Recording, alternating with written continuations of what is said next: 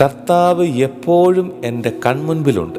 സങ്കീർത്തനങ്ങളുടെ പുസ്തകം 16-ാം അധ്യായം അതിൻ്റെ 8-ാമത്തെ ലിഖിതത്തിലെ ആദ്യ ഭാഗത്ത് കാണുന്ന ഒരു വചനഭാഗമാണിത്. കർത്താവ് എപ്പോഴും എൻ്റെ കൺമുൻപിലുണ്ട്. എന്തിനാണ് സങ്കീർത്തനം ഇങ്ങനെ പറയുന്നത്? അപ്പോൾ ഇവിടെ സങ്കീർത്തനം വലിയൊരു കാര്യം നമുക്ക് പറഞ്ഞു തരുന്നുണ്ട്. എന്താണെന്നറിയാമോ? കർത്താവ് കൺമുൻപിലുള്ളതായിട്ട് തോന്നുന്നത്, അല്ലെ കർത്താവിൻ്റെ സാന്നിധ്യം തൊട്ട് മുൻപിലുള്ളതായിട്ട് തോന്നുന്നത് പ്രാർത്ഥിക്കുമ്പോൾ മാത്രമല്ല, ദേവാലയത്തിലിരിക്കുമ്പോൾ മാത്രമല്ല, ജീവിതത്തിലുടനീളം. ഒരു ദിവസത്തിൽ 24 മണിക്കൂറുണ്ടെങ്കിൽ ആ 24 മണിക്കൂറിലും കർത്താവ് കൺമുൻപിലുള്ള അനുഭവമാണ്. കർത്താവിൻ്റെ സാന്നിധ്യം തൊട്ട് മുൻപിലുള്ള ഒരു അറിവോടെയാണ്, ഒരു ബോധ്യത്തോടെയാണ് ഈ സങ്കീർത്തകൻ ജീവിക്കുന്നത്. അങ്ങനെയാണ് ജീവിക്കാനായിട്ട് നമ്മളോടും പറഞ്ഞു തരുന്നത്. പക്ഷെ നമ്മുടെ അവസ്ഥ എന്താണെന്നറിയാമോ? നമുക്ക് ഈ കർത്താവ് തൊട്ട് മുൻപിലുള്ളതായിട്ടോ അല്ലെങ്കിൽ കർത്താവിൻ്റെ സാന്നിധ്യം നമ്മുടെ മുൻപിലുള്ളതായിട്ടോ നമുക്ക് തോന്നുന്ന എപ്പോഴാണ്?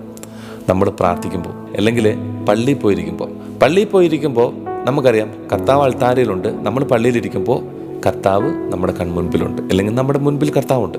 അപ്പം നമ്മൾ അവിടെ എങ്ങനെയാണ് ഇരിക്കുന്നത്? നമ്മളവിടെ തോന്നിയാസം കാണിക്കുമോ? നമ്മളവിടെ വഷളത്തരം കാണിക്കുമോ? നമ്മൾ വലിയ അച്ചടക്കത്തോടെ, ഭയഭക്തിയോടെ, നല്ല ഡിസിപ്ലിൻഡ് ആയിട്ടാണ് നമ്മൾ അവിടെ ഇരിക്കുക, അല്ലേ? ദൈവിക സാന്നിധ്യം പള്ളിയിൽ മാത്രം അനുഭവിക്കാനുള്ളതാണോ? അല്ല. സങ്കീർത്തനം പറയുന്നത് നമ്മുടെ ജീവിതത്തിലുടനീളം ഈ അനുഭവം നമുക്കുണ്ടായിരിക്കണം. അങ്ങനെയാണെങ്കിൽ നമ്മുടെ ജീവിതത്തിലുടനീളം നമ്മളൊരു വഷളത്തരോ അല്ലെങ്കിൽ ഒരു മോശമായിട്ടുള്ള കാര്യങ്ങളോ ഒന്നും നമ്മൾ ചെയ്യല. കാരണം കർത്താവ് കൺമുൻപിലുണ്ട്. ആ ഒരു അറിവ്, ആ ഒരു ബോധ്യം നമ്മുടെ ജീവിതത്തിൽ നമുക്കുണ്ടെങ്കിൽ നമ്മൾ ആദ്യമോടി മാറി നമ്മൾ നല്ലൊരു വ്യക്തിയായിട്ട് മാറും. എല്ലായിടത്തും, ഈവൻ നമ്മുടെ പ്രൈവസിയിൽ പോലും നമ്മൾ നല്ല മനുഷ്യരായിട്ട് ജീവിക്കും.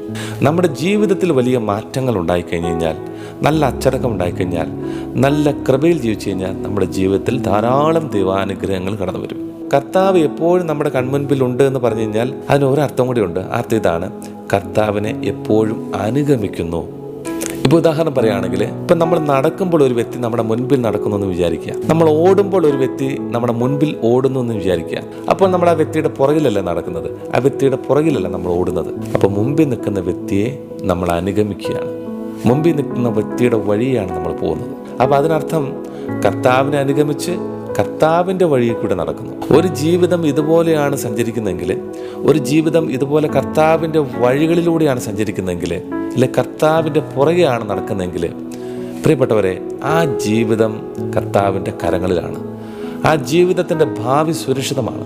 ആ ജീവിതം വിജയത്തിലെത്തും.